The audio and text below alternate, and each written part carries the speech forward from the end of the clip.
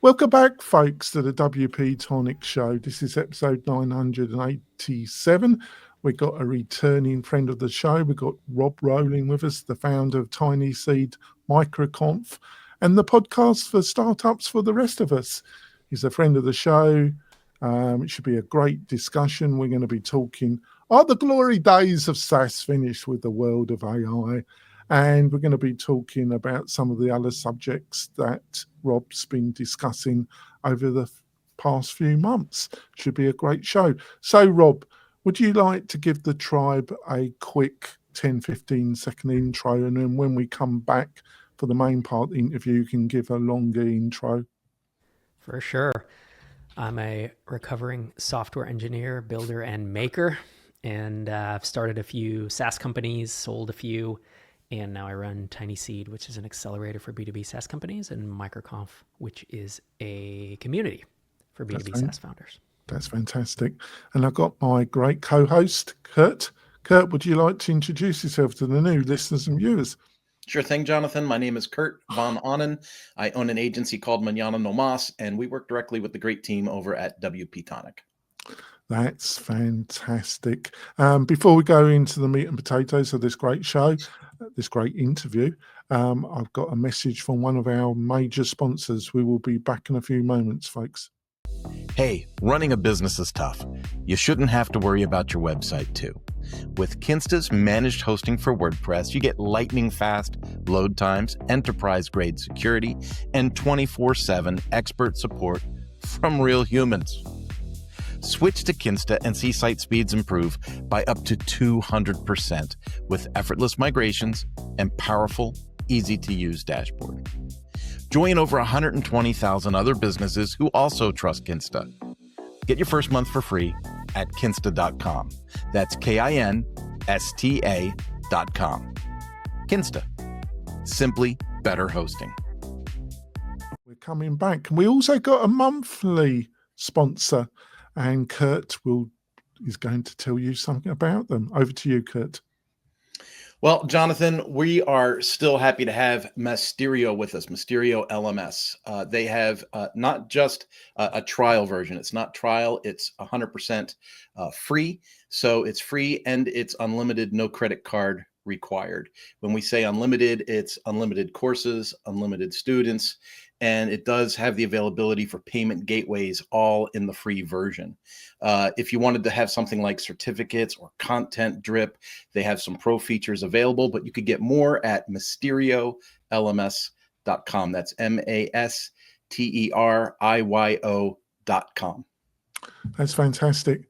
Well, Rob, thanks for agreeing to come back on the show again. They're always great discussions. I think you enjoy them. That's why you agreed to come back. So maybe for the new listeners and viewers, and we've had quite a few new people joining the tribe, maybe you can give us a more detailed how you got into software as an engineer, because I think your origins were electrical engineering. Am I correct about that? Yeah. Yep. And then I worked construction for a few years, but I had learned to code as a kid, as many of us do. You pick up a book, how to speak basic to my Apple, and I just kind of typed in some basic into the old Apple IIe, and it really kind of fit the way my mind worked. So I've been working construction, and there was one day where I was literally sitting in a ditch being rained on with a shovel, and it was a backhoe, and we were trying to lay, pipe for electrical wiring, and I thought to myself, what the heck am I doing here? Like, why am I not doing something in an office? Because I could see in the window and see the people in there. And I was like, I want to get an office job. Maybe I'll learn to code again. So I went to the library nights and weekends, learned to code. And then that was so much fun for a few years. And then it's, you work for one credit card company, you work for the city of Pasadena, and it's like, this isn't fun anymore. So then I realized I should be an entrepreneur and I should start my own stuff. And so about 20 years ago, I started launching them. And it took me about 4 or 5 years to have enough income for my own products to be out on my own. And since then, I've started a total of 6 companies, including Tinyseed and MicroConf. And 5 of those companies were bootstrapped, and Tinyseed is the one we've raised funding for. So where was you born? What area was it? In California. In Bay Area. California. Yeah, I was born in the East Bay of California, which is like Silicon Valley, right? I actually worked in Sunnyvale and San Jose, the heart of it, and I knew precisely 0 people in the tech industry. All I knew was like my family and construction, and it very much, I'm still an outsider. Like I can't ring up venture capitalists. They don't know who I am. I just had to like do this on my own. The reason I didn't raise funding for my previous companies is I didn't know anyone with money. I didn't know any investors. And so I've always felt, first I felt like an outsider and that was a bad thing. And now I feel like an outsider and I'm okay with that. You know, it's like I kind of had to build my own community and build my own group of folks that all feel a little bit like misfits, which is kind of how I've always felt compared to the broader startup ecosystem. So what, you don't mind me asking, what did your dad and mum do then? Yeah, my dad was an electrician. He was Family an business. electrician. Yeah. He didn't own the business, but I mean, he was an electrician and then a project manager, 42 years in the construction industry. And that's what my older brother does still. He runs a contractor out there. And so he and I often talk about his path not taken is not getting into tech, because he and I both learned how to code around the same age. And I'm glad that I got out of it. So what led to getting as a child coding? Because your dad was your family, your dad or anybody in your family into it, and they influenced you? No, but like my dad had seen computers around this is the early 80s. My dad had seen computers around the office and kind of said, that's the future. So we're going to buy one for you kids for Christmas, just so you know how to use one. How do you learn how to type? You didn't learn how to type that in the 80s. And then we got one book that was about programming, and we couldn't afford. So back then it was like a game, like a game that was kind of crappy to play, low 8-bit, was like $50. So that'd be like, what, $150 today, $125? It'd be a lot of money with inflation. And we didn't have that kind of money with a single working parent. And so we got this book, and you could type in your own games. Now they were text games, right? It was kind of like Zork, like Infocom games. But so that's what it was like. We did it to stay entertained. We lived out in the country. We didn't have anybody that lived within miles of us. And we just read a lot of books, played a lot of Dungeons and Dragons, and programmed the computer and played the games we had. But then we decided we got to build our own to stay entertained. So this ditch incident, and you decided you try and learn programming. What was the first language that you learned then? So I had known BASIC, and this is, when was this? 1999, 2000. And I went to the library that night, and I'm like, what? I knew HTML. I had learned HTML in college, and I was like, what language do I need to know to web program? And it was classic ASP and Perl CGI scripts. And then PHP, I think, was just coming about, and I was like, oh, PHP's so nice compared to Perl. Like, I don't know if you guys ever did CGI scripts. It was brutal. You just take it in and string processing and stuff. So that was an early thing, and I applied to a few jobs, and I wound up getting a job in Sacramento with just the little knowledge that I had. And that was when I got good at programming, was doing it 40 or 50 hours a week for the first time in my life. And what company was that? Do you mind me asking? It was a consulting firm called Paradox Concepts, and it was like a 20-person firm in Sacramento. And talk about outsourcing or offshoring or nearshoring. Like, all the Bay Area companies would hire us because we were like 25% cheaper than the Bay Area companies, or 30%, because we were in Sacramento and it was cheaper to live. And so salaries were lower. And so, our boss, the CEO, would drive into the Bay Area, sell a $30,000, $50,000 project to build a web app. It was .com boom. We were working for .coms in that first wave, and then we would go build it. All right. Over to you, Kurt. I am listening to you talk, Rob, and I'm having like wild flashbacks. I got hired by Ducati and drugged to California to work at Ducati's main offices, which at the time was right across the street from Apple in Cupertino.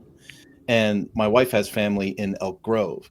And I just don't know that listeners and viewers like really have a tactile understanding of just like what a foreign planet that whole Silicon Valley space is. Like, when I would drive to the office, people would stop in the middle of the street and like share their phone screens with people as if they're like not in the street. Like, it's a totally bizarre place to live. And when you describe yourself as like an outlier or outside of that space, I'm going to say, when you said that just now, it kind of shocked me, because I always looked like, I read your book. Thanks for sending me the book, by the way, the SaaS playbook.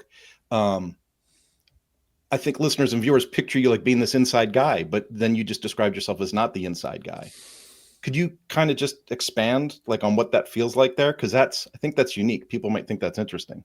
Yeah.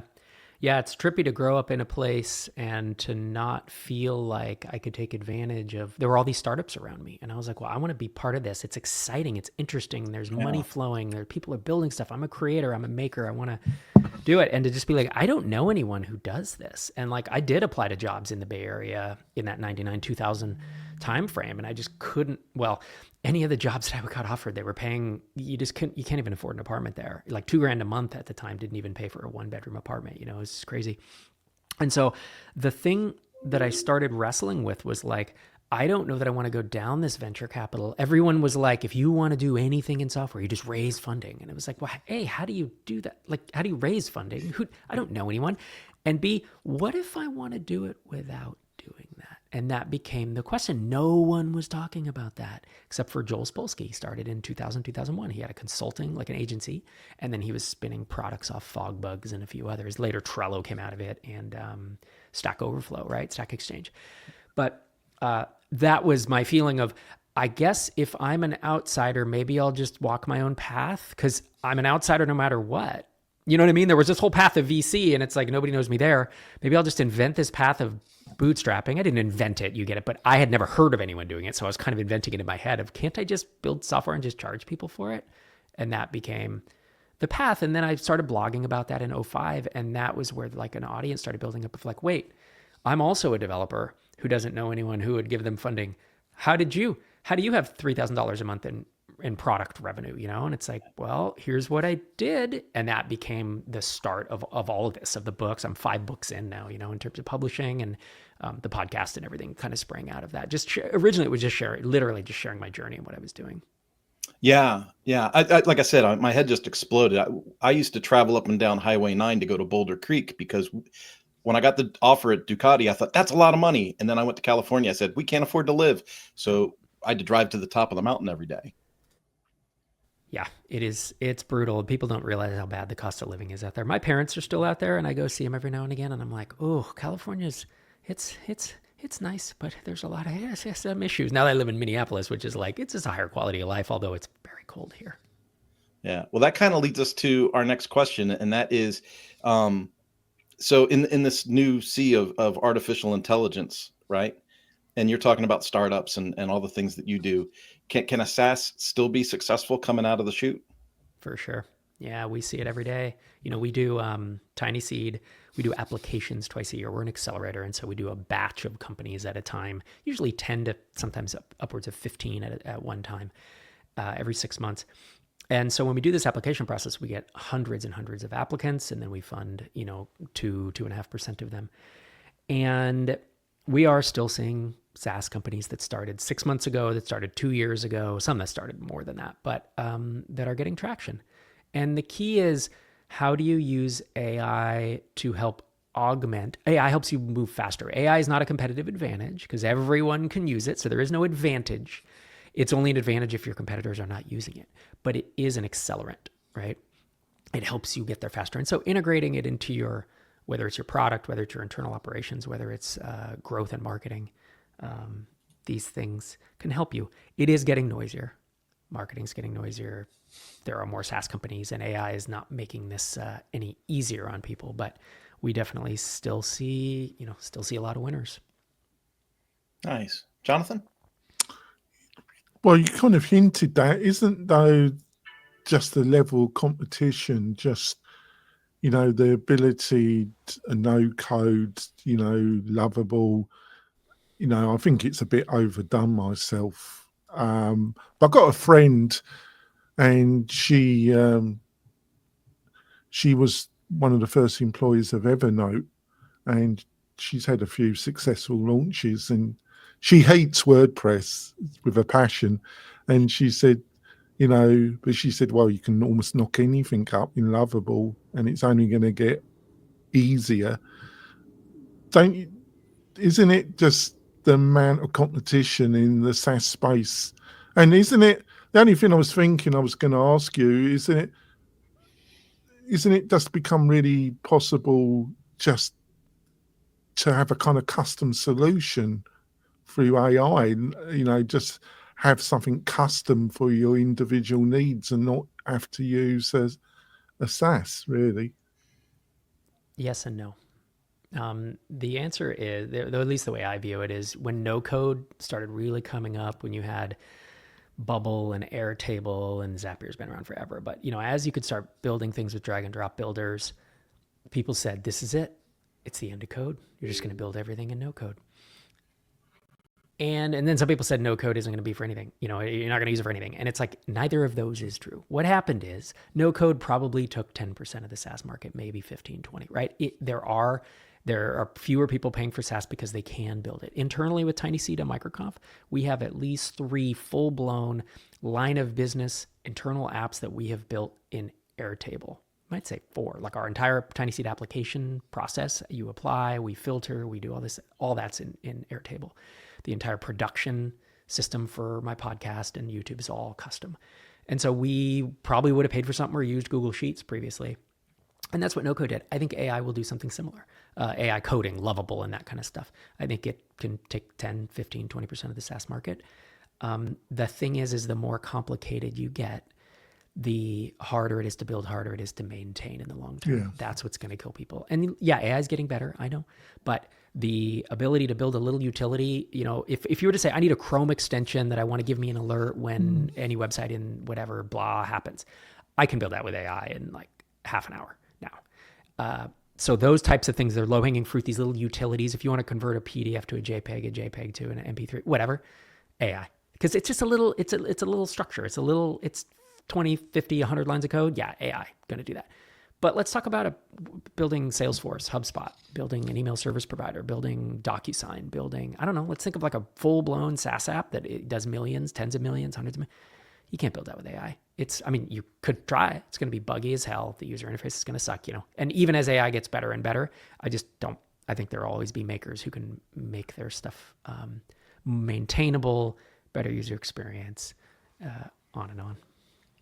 Yeah, I totally agree with you, actually, about what I know. You've been a lot more successful than I've been. Back over to you, Kurt. Again, you did it to me.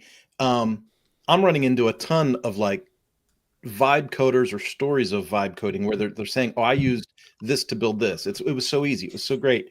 And they're selling these products, like they're creating businesses and selling these products. And in my mind, and maybe I'm polluted from the WordPress space where there's always an update. There's always something that's got to be updated or a possible conflict with your latest page builder. And you got to fix that. So I see these people building these things and they have no idea how the code works. They built it with no code and then they sell these products. I'm assuming you get a lot of exposure to these types of workflows. How are people dealing with that? Are they just like taking the money and running and changing the company name or It depends on the person. Yeah, it's opportunistic in the sense that these are not 5-year businesses. These might not even be 2-year businesses. I'm going to build this utility. They are likely have big security flaws because AI isn't so great at that.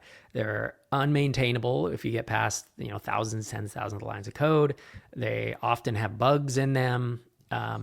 And so the good developers, I know senior developers using AI as an augmentation, an engine to get there faster and to help write the unit tests, and they go through, but they spend time. They spend 30, 60 minutes doing something that if the first pass, it's like, oof, AI did this in 5 minutes. That pass is not great. That pass is like someone who's coded for a few months.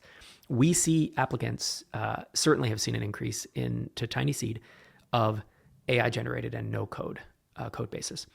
And we specifically ask that now as a question. Who wrote the code for this?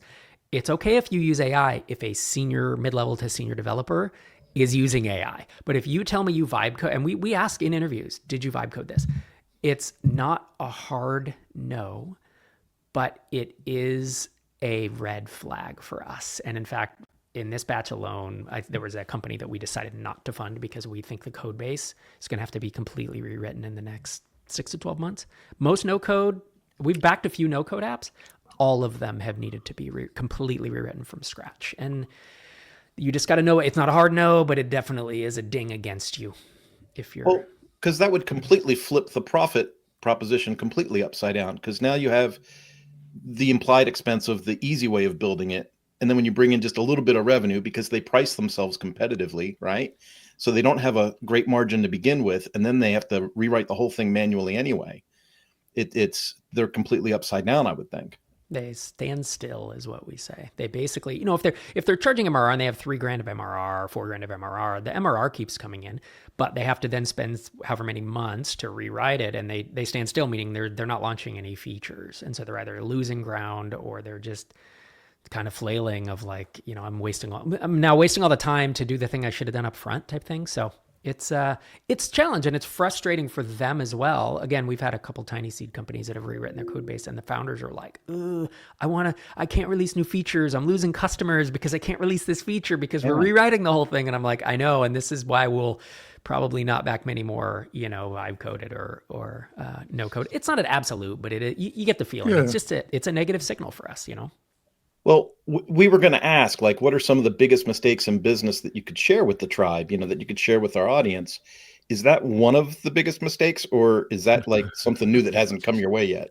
No, that's something new that hasn't come my way yet. It's certainly, Can I just say one thing? We had a great interview a couple of weeks ago with Dustin on Magi. I don't know am I pronouncing it correct, Kurt? Yeah, Magi. Have you heard of Magi? I have not. It's a place where he offers all the leading language models in one price, and you can. He's an experienced interface designer, UX designer, and he was running out of his money, and he built this using a no code, and he launched it. And he's been highly successful. You use it, don't you, Kurt? Oh, yeah. I'm a subscriber. I like it because it puts all of my learning management, all my LLMs in one dashboard. So I don't have to remember where I worked on stuff. All my chats are in one interface. But it gives me access to all of the major ones. Right. Poe does this too. And he launched a lifetime deal, not on AppSuma, on another platform. And it gave him the money to move the product forward. But in general, I do agree with what you've outlined. I just thought I would just point it out because Dustin's such a nice guy, wasn't he, Kurt? Yeah, he's a sweetheart. He's a bit like you. He hasn't been on the show as many times as you, but he's been on a few times. He's just a great founder. Sorry, Kurt, I interrupted. Sorry. No, it's all good. We're on the what are the biggest mistakes in business question. Well, yeah, and it's like I have my own, right? I recorded a YouTube video and a podcast episode about like the biggest mistakes I've made, because I get asked about this a lot, right? It's like, all right, you're successful. What did you do well? And what did you really mess up over the years? And so these might not be the biggest mistakes in business, but maybe the biggest mistakes in my story. And I'm going to just throw one out here. Lifetime deals, if you're SaaS, don't do that. I'm not going to say it's the biggest mistake, but I am anti-lifetime for the reasons because SaaS is not a lifetime. If they can download it right on their own server and that's the point, good. You can give them one price, but not if you're going to maintain something month after month. But things that I did personally as I was going along and I still succeeded in spite of these things is things like launching a bunch of ideas. I'm going to launch an idea a week and just kind of see what sticks. I'm going to launch one thing after the other, but not actually focusing on something and taking feedback, iterating on it, trying to find product market fit. I know that's kind of a jargon, but like I see so few products that out of the gate, I mean, almost none of the 7 or 8 figure SaaS, bootstrap SaaS companies I know launch something and it's like, oh, it took off. Like it's 1% or less. Everyone else, they like Drip, which was my last SaaS app. We had like 3 different iterations of it over the course of 18 months. Like we launched and it kind of worked, but it kind of wasn't. And we iterated. But something I did early on and something that's popular kind of the end of the indie hacker scene these days is like, well, I'm going to launch 20 things in 20 weeks and just see what sticks. And it's like, that's like buying lottery tickets. Like actually put in the work and learn is I think a big mistake I've made. I got thrown out of one of your groups because you remember I joined one of your groups. What, like a mastermind group?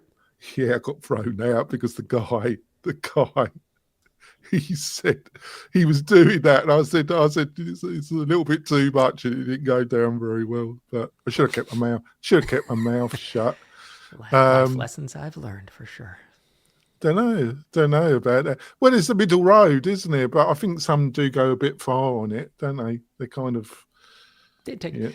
Yeah, well, because it's easy. It's like me saying, and it's what we all want to do. We're makers, we're builders. If you're a maker or a builder, you want to just make and build, and you don't want to do the things you don't want to do. And so if I were to tell you, Kurt, you can get in great shape, all you have to do is eat ice cream and play video games.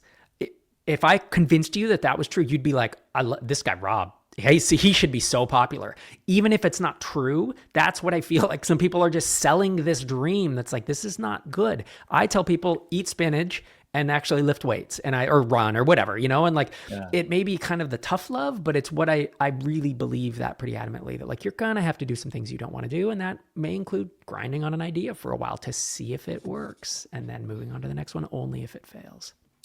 Well, see, I think that's the magic question that a lot of entrepreneurs get completely wrong, Rob, I was someone that was somewhat tenacious, and I would get an idea and I would follow. The whole world's telling me it's failing, and I'm going, nope. I just know, just a little bit more time. And then finally I go, okay, I give up. And then a year, 2 years later, my exact concept all of a sudden has widespread adoption and everybody's railing on it, right? And so that happened to me 3 different times where I tried something and it failed. And so finally I put together a project like 5 years ago. And again, I feel like I was early to market and I was this close to shutting it down. And literally the month I was going to turn it off, it turned profitable. And it's just like, so it's so hard to encourage people because there are times where people should go, okay, I've invested too much in this. I need to shut it down. But that decision is so hard. And I can only imagine if someone did 20 products in 20 weeks, trying to pick which one to shut down because you didn't give any of them a chance to succeed. Yeah, that's right. One of the most common questions I get, especially from early stage founders, is how do I know when to quit? How do I know when to bail on an idea? How do I know if it's working or not? And usually it's, are you out of ideas of things to try? And are you out of motivation? And realize we all have weaknesses and strengths. If your weakness is you don't stick with anything long enough, then you need to stick with things way longer than you think. If your weakness is you stick with stuff for too long, which I have some friends who like worked on the same startup for like 6 or 7 years with almost no traction. It's like, that's just dumb. That's just too long, right? So you kind of got to know yourself a bit, but also, I mean, sorry. No, I've got a kind of product, but I still haven't got. I'm going to try and persuade Kirk my vision for that, but I don't know. But I think just to finish off before we go for the midterm break, I think the greatest thing I was watching. I've got the guy's name, but he's the founder of RB2B. I don't know if you know about this product, Rob, but No. It shows when somebody comes to your website, it shows. Oh, I've heard of this. And he's very popular, and he did a video and he said the thing I didn't realize, the key to everything, and I think you've said this a few times, is market fit. If you haven't got product market fit, you haven't got anything, have you? That's right, because product market fit is really just, have you built something that businesses want and are willing to pay for, and that they don't churn. So churn is a huge signal of product market fit, and also growth, just MRR or ARR going up into the right. Of this guy, I wish I could remember his name, but he was saying his first SaaS, he got it over to $1 million, but he said it was a bit like a leaky bucket. This is a hardcore marketer. Big time. So he knows what he's doing, and he said he was but it was like a leaky bucket. They were losing as many clients as they were gaining, and it just wasn't getting tracked. It seemed successful, but he realized the market fit wasn't really there. He was managing to move it forward by almost personal will. It's like brute force. We call it. Yeah. Yep. And if you're a really good marketer, you can kind of hide with top of funnel new leads. You can kind of hide your lack of retention, right? If you're churning people out, but you're just refilling them, it's just not a great business. Like we actually don't fund businesses like that. Like we look at the full life cycle. It's not just growth. You can't just say, well, it's growing, therefore it's successful. That's not true. You have to look at net revenue retention over time, and you want churn to flatten out. Yeah, it's very important. It's harder than people think. Everyone who gets into SaaS, who has been like an info product marketer or an e-commerce founder or a consultancy, an agency, it's always like, well, I want to do SaaS because it's recurring and because exit multiples are great and blah, blah, blah. And then they get in and inevitably it's like, oh no, building a product that people don't churn out of is so hard. And most founders never get there. Right. I think that's a good place for our break. We've got a couple other messages from the sponsors of the show that are very appreciated. They cover the cost of production and that. We will be back in a few moments, folks. Updating plugins and themes shouldn't feel risky. That's why over 300,000 WordPress users trust WP Rollback. With just a click, you can safely roll back any plugin or theme. No manual file uploads and no downtime. And with WP Rollback Pro, you can download premium plugins and themes. Tools like Elementor, Gravity Forms, and more. Track every rollback you do with detailed activity logs. Protect your workflow and take the stress out of updates. Learn more at WPRollback.com. Coming back, we've had a fantastic discussion with Rob, the friend of the show. It's always great to have Rob back. But before we go into the second half, I want to point out we've got some great deals from the sponsors, plus a created list of the best WordPress plugins and services and technology for the power user, for the small agency, for the freelancer. To find all these goodies, go over to wp-tonic.com/deals, wp-tonic.com/deals, and you find all the goodies there. What more could you ask for, my beloved tribe? Probably a lot more, but that's all you're going to get on that page. I've made a career of disappointing. There we go, Rob. So over to you, Kirk. You can do the next question. Well, you guys started getting into it a little bit about this idea of product market fit. And you had a YouTube video on like the 5 levels of product market fit that I watched, Rob. And I want to refer people to that. Search that out. I, as a business, as my business, I was making some assumptions about where I was in product market fit, but you broke it down. You broke it down by a percentage of churn, MMR, you really, and when I looked at the dollar amounts, I was like, ooh, maybe I'm not in stage 3. Maybe I am in stage 2, right? It was really quite telling the way that you described that. Could you give us just a little detail without having to redo a whole training from a YouTube video? Yeah, for sure. I tell you, I was listening to a podcast in the venture space, and I don't remember who it was, maybe like Lenny's podcast or something. And First Round Capital, someone from there was on it. And I'm not super familiar with them, but I have heard of him. And he had a framework for product market fit. And I started listening. He's like, level 1, nascent product market fit, level 2, level 3. And as he's going, I'm like, this is super interesting. None of this applies to my companies. Like, this is such a venture backed, right? It's just a venture lens. And I'm like, this doesn't fit. So I sat down and I kind of started like talking to ChatGPT, and I'm just like, bootstrap or product market fit. Let's think about this. And this is my limited experience of investing in 235 companies and starting my own and being in the, whatever. So it's my lens. But I really was like, stage 1 is pre-product market fit. It's when you're just flailing, churn is high, 5 to 10% or more, probably a few thousand MRR. And then you can get to weak product market fit, right? Churn's starting to come down 3 to 7% a month. And maybe you're doing up to, $5,000 to $20,000 MRR. And then stage 3 is emerging. So it's a little further, and stage 4 is strong. And that's when you get up to about $1 million ARR. And then stage 5 is mature product market fit. Now, and that's $1 million and up, and your churn can be net negative at that point. It can be 0, 1, 2, 3% net. Now, a venture-backed, a true venture capitalist would look at my numbers and say, those are toy businesses. Yeah. Those are not even real. But you know what? You get to, I know a founder who got to 3 million ARR, mostly bootstrapped, took some Tinyseed money. And our check sizes, for people know, are but usually between about 150 and 220,000. They're very small checks in the scheme of things.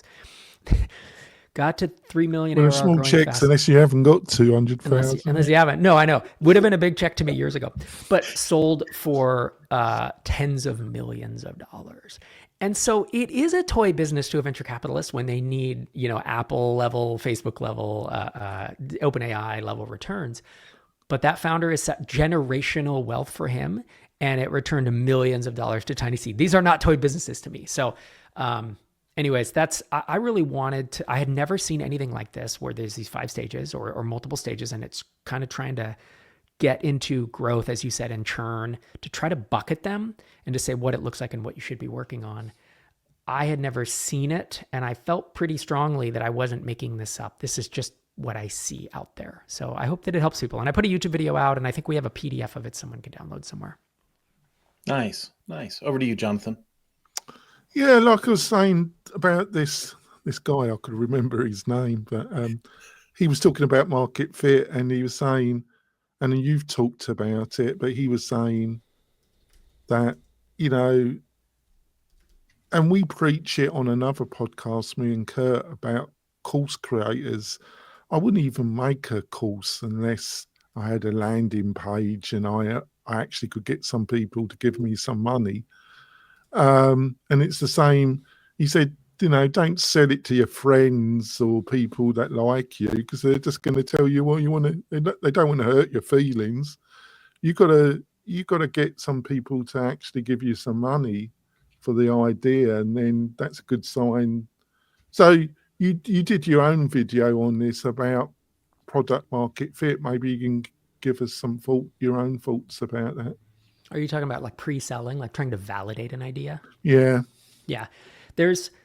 Look, some people, I hear them say, validation. I validated it, like the experts say, and then it didn't work. Therefore, validation doesn't work. And it's like, no, validation is never 100%. You cannot validate any idea to 100%. But right now, if you and I the 3 of us came up with an idea for a course or a book or a startup or a conference, we are about 0% validated that this is going to do anything. Maybe 5 or 10%, if the 3 of us are pretty smart. All validation is, there's really 2 approaches that I've taken. And I've taken these approaches with multiple books, with conference, with Tinyseed, with SaaS apps. I'm trying to think of what else, probably something else that I can't remember. But it's either a landing page or it is one-on-one customer prospect conversations. And usually I do both. So like before I launched Start Small, Stay Small, my first book, put up a landing page and said, this is the book for bootstrappers. If you're a developer, you want to build a company, you don't need to raise venture capital, this is the book. And I got like 400 or 500 emails from people. I was like, okay, that's some validation. I didn't pre-sell it. I did go and write the book. And then I sold several hundred copies and it was good. Did the same thing for MicroConf. MicroConf in 2011 was just a landing page with some headshots. I got Heaton Shaw, Noah Kagan, myself and my co-host, we put our headshots on the thing, picked a date, and then we put it up and said, are you interested? We didn't have a venue. We didn't have tickets. It was just email login or email opt-in. Same thing with Tinyseed. An entire startup accelerator was just a landing page. You can go see it in Wayback Machine. And all it was me saying, venture funding doesn't help bootstrappers. I want to start something where funding can be bootstrapper friendly. I'm Rob Walling. This is why I should be doing this. Put your email in if you either want to invest or you're a founder. And that's all it was a landing page for like months. And I tweeted it, emailed the list, and then we raised our first fund was 6-7 million. And that was raised mostly based on this landing page. So now landing pages aren't everything, but they are one signal that you can drive from social. And with Drip, I used ads to drive to the Drip landing page. I didn't do that with Tinyseed. But then there are often one-on-one conversations to Jason Cohen. You've heard him, how he validated WP Engine, which was he did cold outreach to people on LinkedIn and then said, would you use a faster, high-performant WordPress, more expensive WordPress hosting platform? And he got like 30 or 40 people to tell him yes. And that's when he went and built it. Right. Over to you, Kurt. Was it me? I'm trying not to. I was told by a very popular influencer. See, Rob, I was told by a very popular influencer in the WordPress space that I interrupt too much. So I'm trying to change my ways. You're doing great today. I am. I'm Nice trying. like all things, he was partially correct, but he was being his normal gracious self as well. There we go. Oh, he's one of those hard love, right? What do they call that? Tough love. He's a tough love person. Tough love. Yeah. He's a tough love person. Yeah. So you were talking about pre-selling the book, and then you talked about landing pages for this, that, and the other. But in reality, you're not really selling to consumers. Like almost everything you do is business to business, Correct. right? Yeah. Like I think about the book, even like I don't think your book is marketed to soccer moms, right? It's marketed to people that want to grow a business, or they're in a business space. Aspiring founders, at least. Yeah. So talk to me about why you think consumer driven products and services are more what would you call that? Like they're less successful than business to consumer. I mean, business to business, business to business. Yeah. Well, specifically with software, with SaaS, because look, if you're gonna invent a widget and go on Shark Tank, a physical scrubby something or other for your kitchen, go do that. Like people, it's a lottery ticket, and some people do have really big successes with it. Or if you're going to sell content for consumers like Dungeons and Dragons, live streaming, or whatever, a course on how to be a better DM, a dungeon master. Yeah, sure. No, go do that. That's fine. Info products for consumers. It's fine. It works. There's dating, and there's health, and there's working out, and there's all these how to make money online, that type of stuff. When I see folks trying to launch SaaS to consumers, all I see is it's just brutal. It's gonna be brutal, isn't it? The churn is through the roof. I mean, I see churn 20% a month, 25% a month. It's like you're turning over your entire customer base every 4 months. Like this is not SaaS. It doesn't even qualify as SaaS in my mind. Price points, everyone, what are consumers used to paying for SaaS? Like they complain about $12 for Netflix. I want to charge $100 or $1,000 a month. There's no consumer that's going to pay me that. And so as a result, all right, great. So I can charge like $9 a month for consumers, or maybe hobbyists. Let's say a hobbyist has a podcast and I'm podcast hosting. I can charge like what, $14 a month, $20 a month. I can't charge $100 a month for a hobbyist podcaster. So the price points are so low, you can barely afford to market. Right? Because you can't run ads. You can't hire someone to do biz dev. You can't hire a salesperson. You can't do demos. You have there's about 20 B2B SaaS marketing approaches that exist. I list them all in my book, the SaaS Playbook. And if you are selling to consumers, you can do you can afford to do like 4 of them, right? It's like viral marketing and SEO and content. And there's like a couple, but you can't do most of them. So you're very limited on what you can do. Plus your churn's likely to be high. It's more fun potentially, or more sexy, or you have more of a relationship with it, because it's like, well, I'd be the user for this thing that does, I'm trying to think of even consumer SaaS. There just aren't, like when I ask, I'll go on X Twitter and say like, there are approximately 0 successful B2C SaaS companies. Name one. And people will be like, Netflix. And it's like, that's not SaaS. That's a content play. You're not paying for software. If Netflix could hypothetically just send you a huge hard drive every month with all the videos on it, and it's set at your house, that would work, right? You would pay $14 for that. All you want is the movies. That's not SaaS. And so everyone's in the SaaS and Spotify and this and that. And realistically, the only ones that I know of that are actually big and successful. Oh, and people will say like Dropbox. Dropbox, have you looked at their revenue? They're public. 80+% of their revenue comes from businesses. Like the consumer revenue is a pittance. It's like 15-20%. The only ones that I know of that actually work are like fitness trackers, where you get like the Oura Ring or whatever. And there was one other category, and I forget what it even is now, but it's stuff like that. It's around like working out, exercise and such. Maybe some sports things, like some people with golf, to track their golf, blah, blah, blah. But everything else there really is not B2C SaaS at scale. Well, yeah, but what about WP Engine? How would you classify? Because I'm on a much, much smaller scale with my little company, WP-Tonic, But you're you're an SMB. Yeah, you're a small business. Yeah, I'm trying to be a boutique hosting provider in the e-learning space. I'm getting some traction. It's been really brutal though, but so how would you classify what Jason did with WP Engine? You mean in terms of B2B versus B2C? Like he did. Yeah, because it seems a mix, doesn't it? I don't know. Do you know a single consumer that has a website on WP Engine? It's all businesses. Like my wife is Dr. Sherry Walling. I think you've spoken with her. She is a solopreneur who hosts. I think does she even have WordPress anymore? She might be on Squarespace now. But when Oh, she did was you on, have to swear like that? Actually, oh, sorry. Yeah, sorry to utter. Can you bleep that out for me? Yeah, I forget. Sometimes I get a little carried away.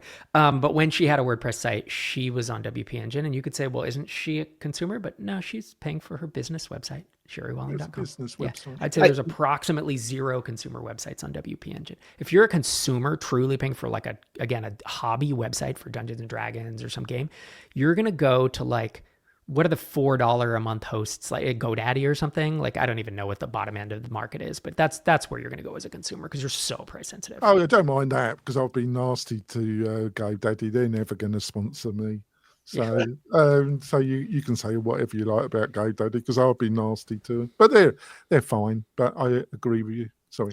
I think this drives back to a conversation Jonathan and I had this week, Rob, and that was we were reviewing some SaaS products, and I don't want to mention names because God forbid they're in your little circles.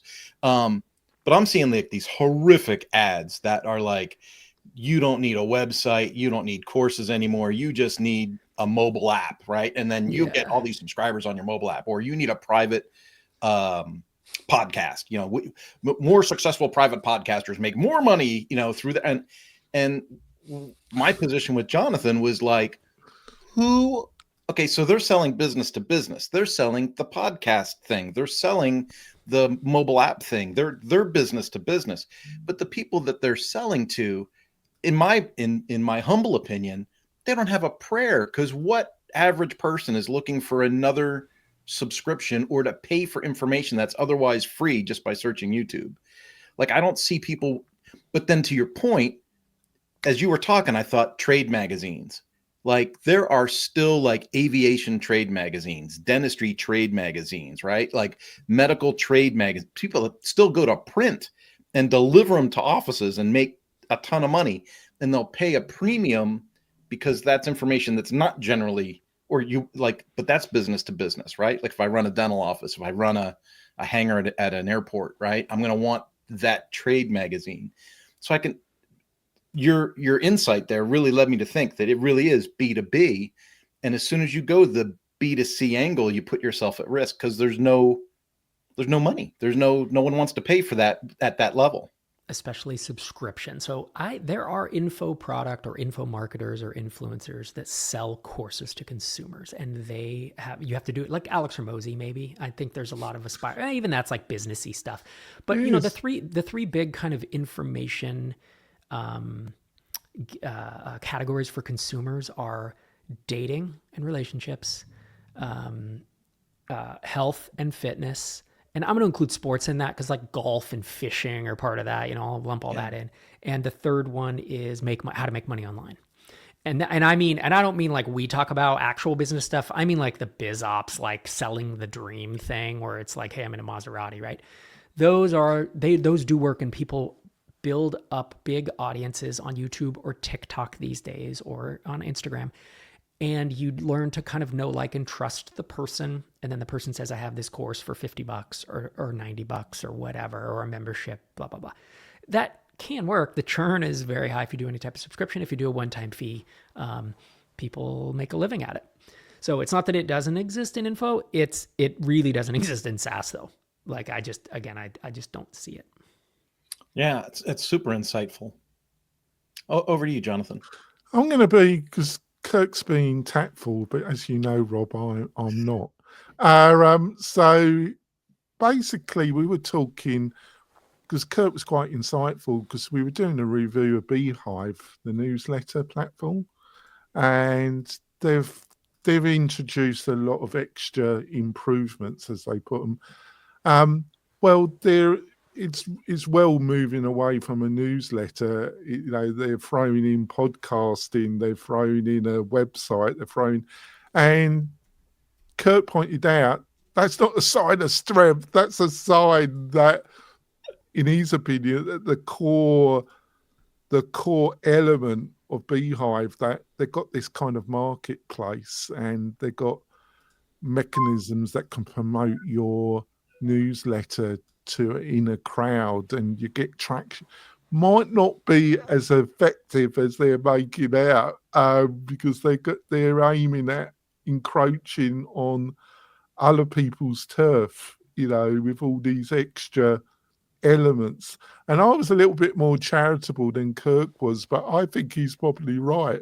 What's your own thoughts when a company dramatically starts not adding on core functionality to the core product, but they start adding stuff that seems to be outside the boundary of the original core product? Is this making any sense, Rob? It is making sense. The answer is I don't know. It's one of two things. Yeah. They're either really smart and they're trying to get ahead of what's called the S curve.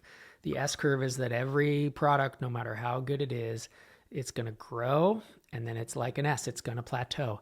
HubSpot, the core inbound marketing engine, did that. Salesforce, the core CRM, did that. WP Engine, the core hosting, like all these big companies, that happens. Apple, there's a reason you launch multiple products. So what you do is you then layer on that next product. Remember when HubSpot wasn't even a CRM, and then they added it as another product? I didn't know that, actually. Yeah. They were all inbound marketing until 2011. They bought Performable, I think. That was landing pages? I don't know if that is CRM, but they started acquiring to you stack the S curve. So Jason Cohen has a great article about this. Elephant curve, I think. Type in Jason Cohen elephant curve or a smart elephant curve. It's the best article I've seen on it. So either, and see, I don't know the Beehive guys, and I don't know what their internal revenue or growth looks like. But they got about 30 million in finance. Mm-hmm. So they're either being smart and getting ahead of the S curve, or they don't know what they're doing and they're just flailing, launching a bunch of stuff, trying to be the maker platform. Will it work? We don't know. Maybe they're. I don't think they. I think they know what they're doing, but who knows? Well, I don't. That's for sure. I'm just put. It's all conjecture, isn't it, Rob? Really, isn't it? So let's round it up. By the way, can you stay on for some extra bonus stuff, or do you have to be off on the hour? I can go. All right. Because Kurt does, because he's got another engagement. But let's do this one quick, and then if you could go back to your 20s and you could give yourself a little bit of advice, a little bit of a tip, what would you give yourself, Rob?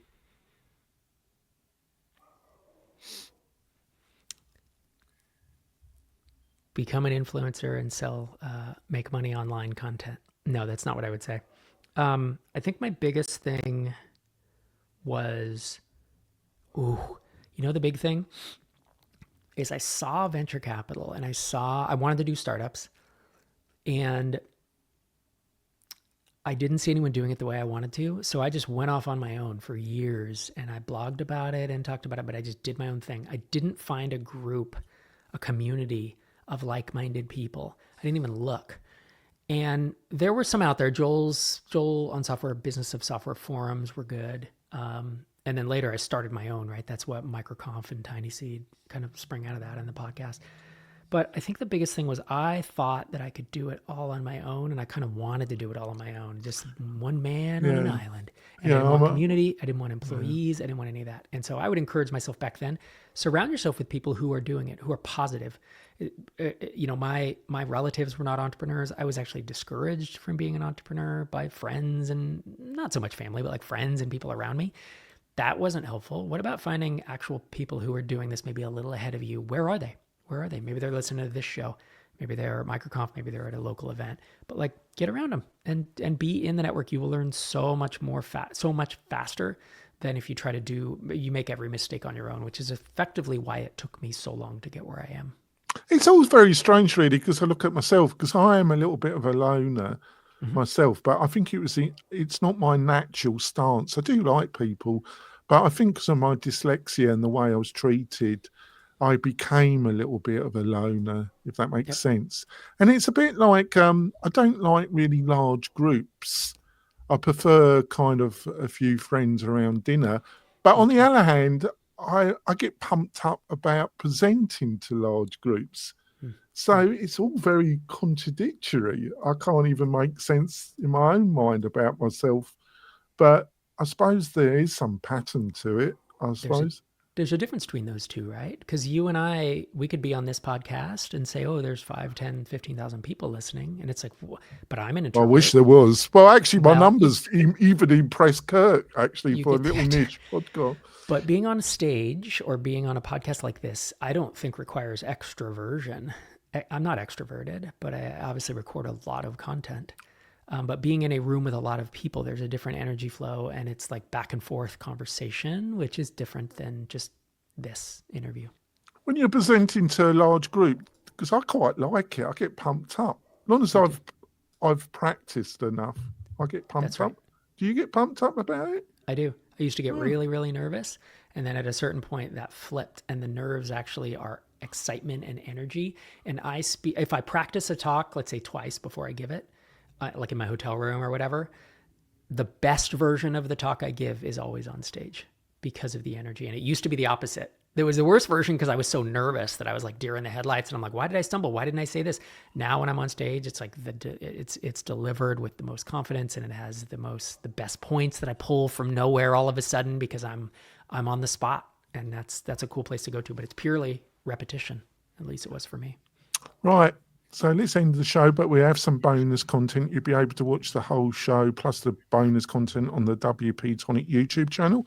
But Kirk, what's the best way for people to find out more about you and what you're up to, Kirk? I'm on LinkedIn almost every day, and I'm the only Kurt Von Ahnen on LinkedIn. So when you search me and you find me, you know you got me. And then Mañana No Mas is for the company stuff. If you need something, just look us up on mañananomas.com or on our socials. And thanks for being such a great co-host, Kurt. You know, your contributions to the show is much appreciated. Rob, what's the best way for people to find out more about your thoughts and your ideas, Rob? You know, if people are into podcasts, search for Startups for the Rest of Us, wherever podcasts are served, Apple Podcasts, Spotify, all the places. If you're more into YouTube, head to youtube.com/MicroConf, and that's where I put out a YouTube video every other week. I have like 400 on that channel now, and those are probably the easiest ways. It's a great podcast. You learn a lot, folks. We're not having a show next week. We're having a little break, but we will be back in December. We've got some great guests in December, but we're not around next Thursday. But we will be back soon. We'll see you soon, folks. Bye.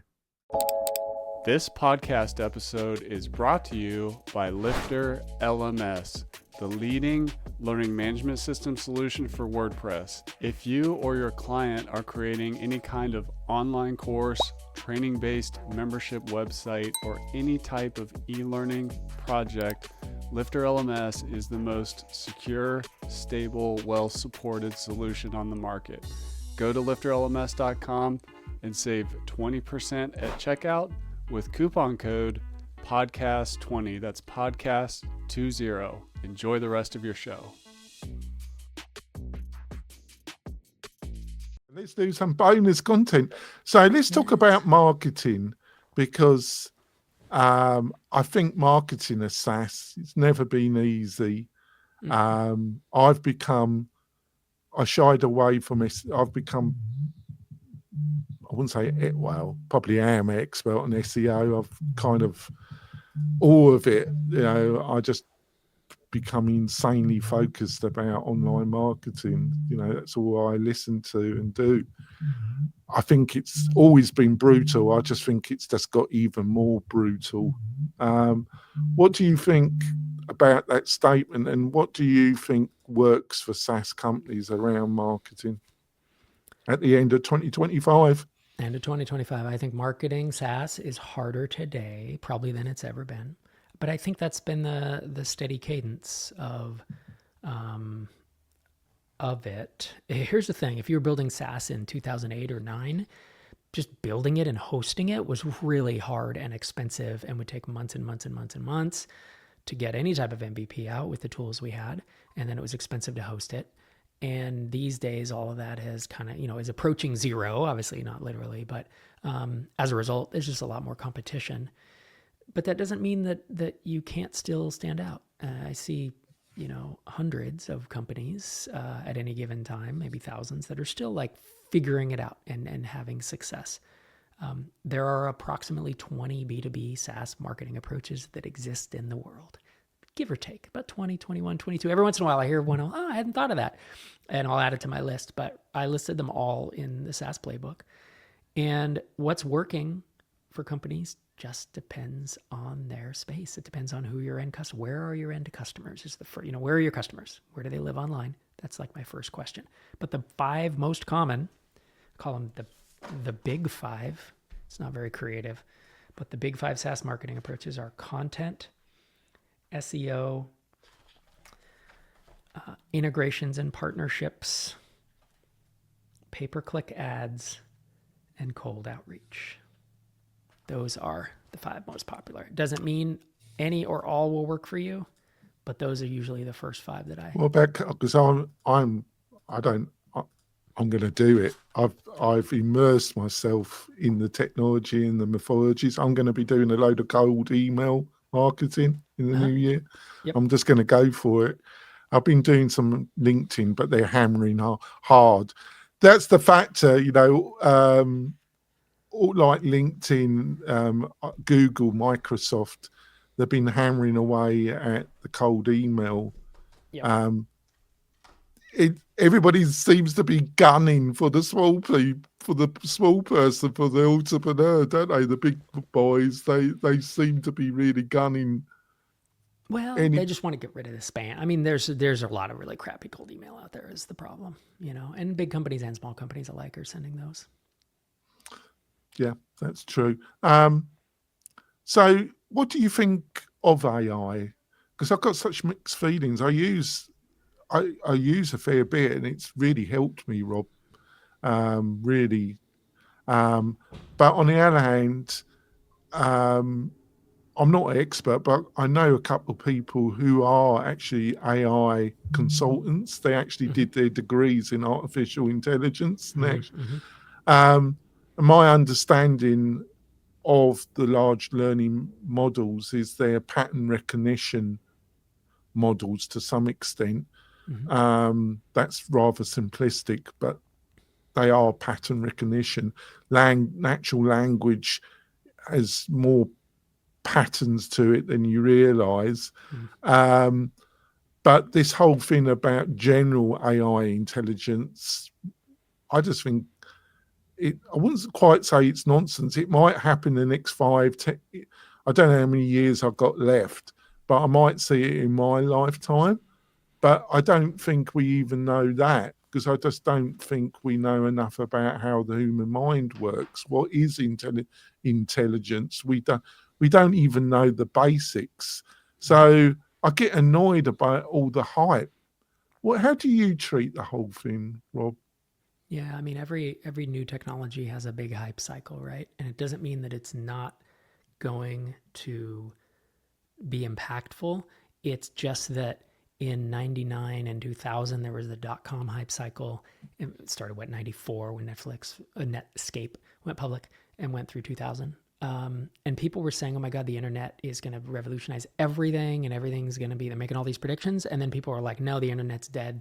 Now that the .com crash happened, no more internet. Well, guess what? The internet stuck around. And in fact, some great businesses were built between 01 and 08, which was kind of the next big crash. Then mobile apps in 08, 09 was the big boom. Remember that? No more websites. This was the prediction. Websites are dead. It's all going to be mobile. Well, apps.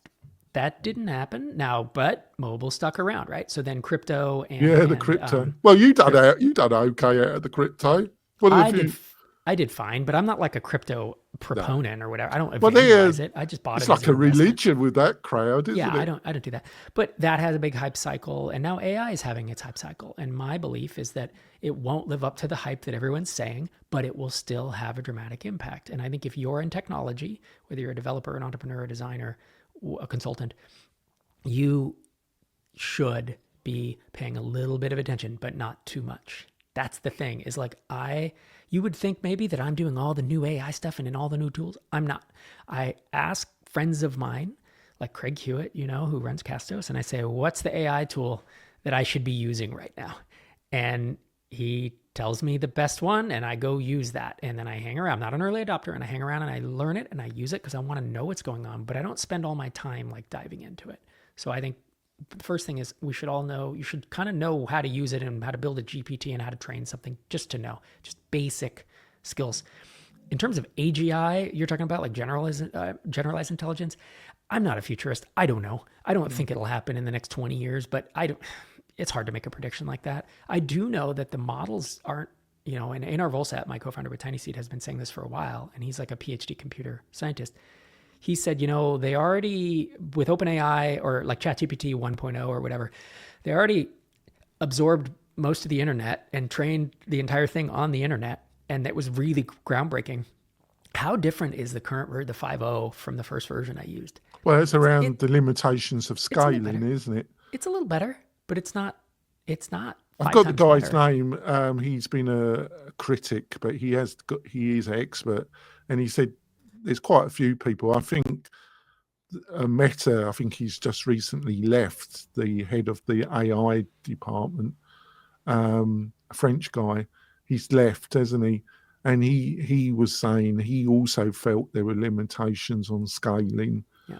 It's going to be I don't know enough, but I some of the more people that impressed me in the area, that they said that scaling's got its limitations and they're coming quite rapidly. You've got to look for other models.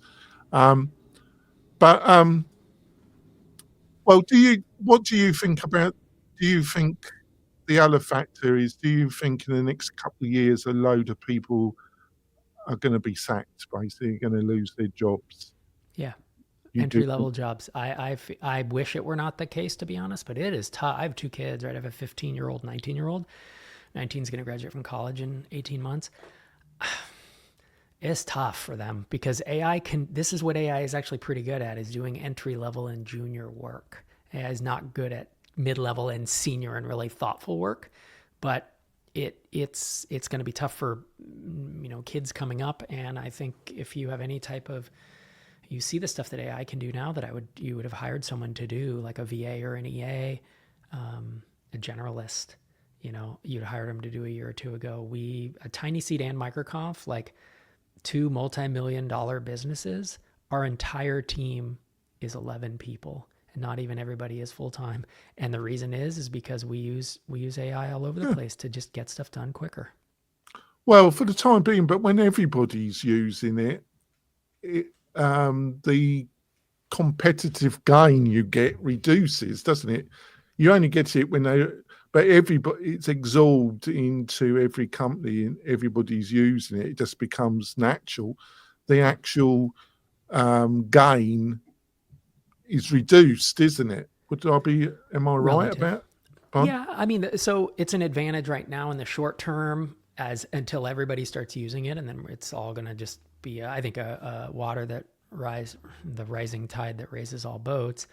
But I think the challenge is, we saw this with U.S. manufacturing in was it the 60s and 70s, really, as automation and robots and all that? 80s, really. 70s, 80s, yeah. And lower skilled workers that were in an assembly line, you stamp a thing and you put a rivet in it and do that. Robots could do that. And so those folks had to go find new jobs. And oftentimes they moved into trucking or became tradespeople. AI is going to do a similar thing. And we've never seen it do it for knowledge work or office jobs, but that is what it's going to do. And it's going to start with the lower skilled jobs because AI can do that. Okay, ChatGPT is not so bad at that. Well, I find, I use it as a writing tool, but I have to give it a very outline. I only write about things that I have some knowledge of. Then I'll give it an outline, and then I have to proofread it completely because it's full of inaccuracies. Inaccuracies, outdated inaccuracies, because it's utilizing past data. But it all has to be proofread because it's not correct in what it says. But I don't know if that will improve. Yeah, they're working on it. I don't either. I mean, I'm sure it's going to get better over time. It's just, will it ever get to zero hallucinations? I don't know. They need a lot more stuff to train it on, and they've already done the internet, so I just don't know. So what's the other area? Where do you think intellectual property is going? because, you know, if you're in the SaaS, you build something. That's one of the things you didn't like about WordPress, because it's quasi open source. And one of the values, you know, is subscription, is making money, but it's also the intellectual property involved. But AI is just like driving a truck through intellectual property, really. They've paid off a lot of organizations, haven't they? They, you know, but it's still there. How do you think that's going to pan out in the next 18 months? Well, we should differentiate between intellectual property of just scraping everyone's online content and images, which AI has done. And I struggle with this because I don't necessarily agree with all that. But there's active lawsuits happening right now around that. And then intellectual property, like owning a SaaS company where you have software and you're building a brand around it. Like AI can't really just take that. Like, it doesn't know your code, right? So in terms of IP, I think AI has overstepped. These AI companies have overstepped, especially, isn't it? It was Anthropic that I think just lost a suit. They lost a big suit. And when you look at what they did, it's like, it's not cool, man. You know, I don't love that artists and musicians, you know, have been scraped in order to make other stuff, but to make kind of quasi copies of their stuff. But also, I also don't like, AI is inevitable.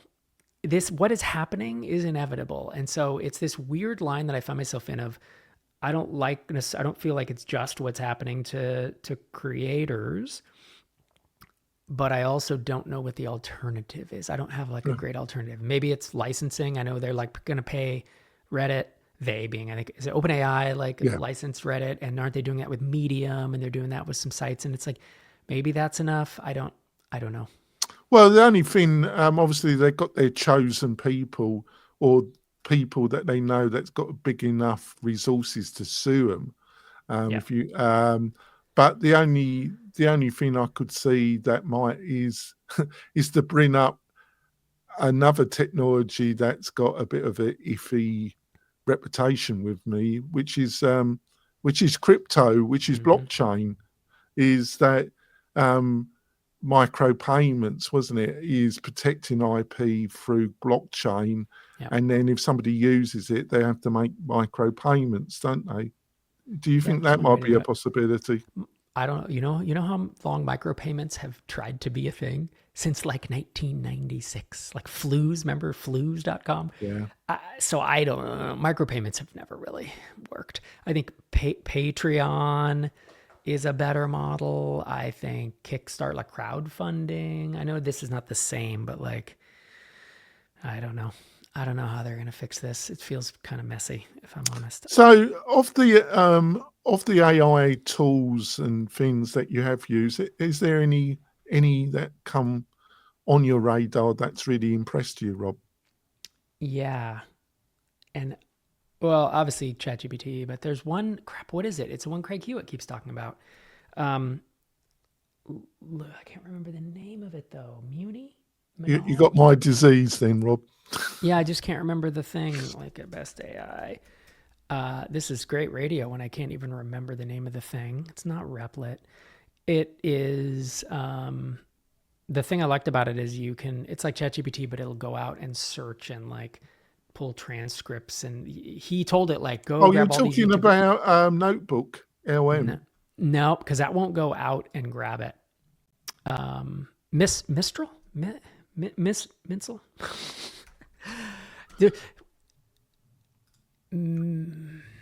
Well, I actually was quite impressed with Notebook LM.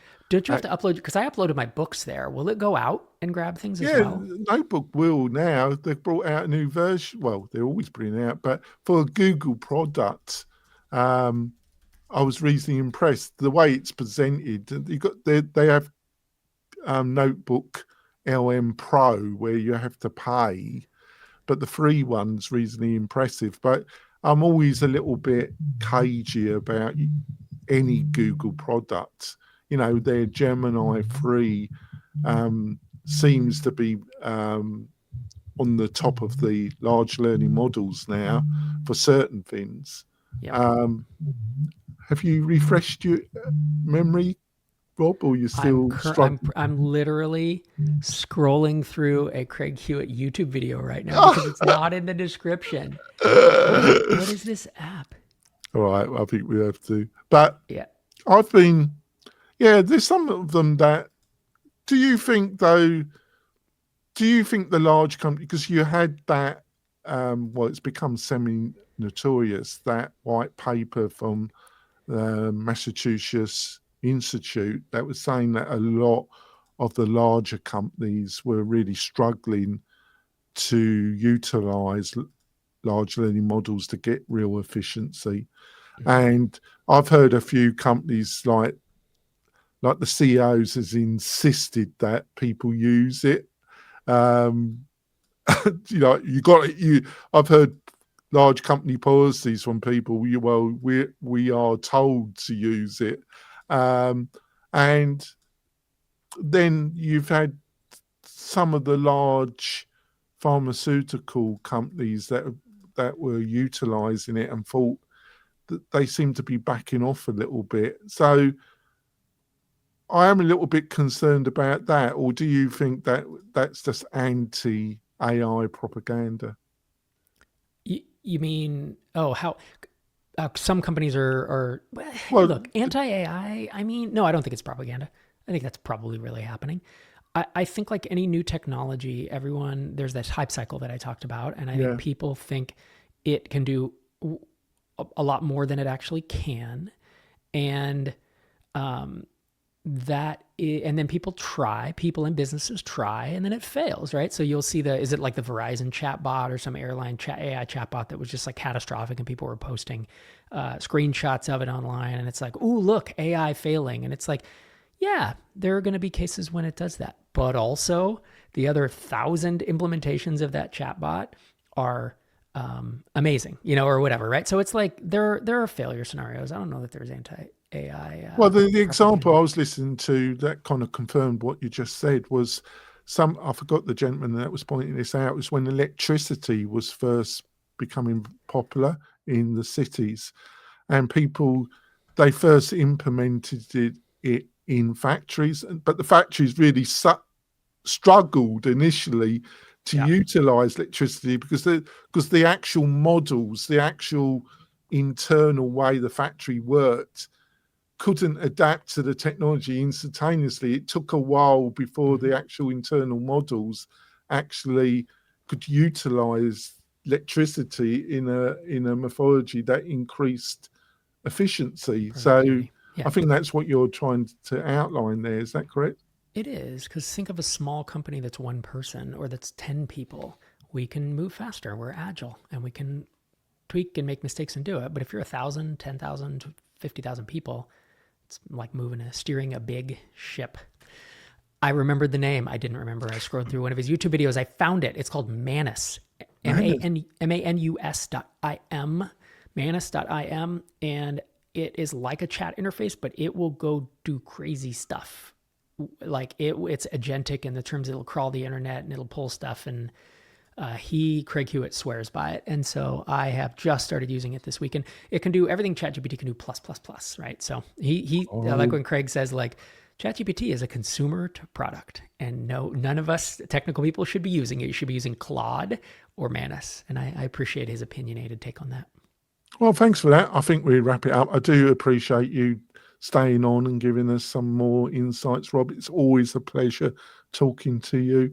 I think we've covered, as usual, some fantastic stuff. I haven't interrupted too much, so my critics are going to be happy. So there we go. Like I say, we won't be around next week, but we will be back in December. We'll see you soon, folks. Bye. Bye-bye.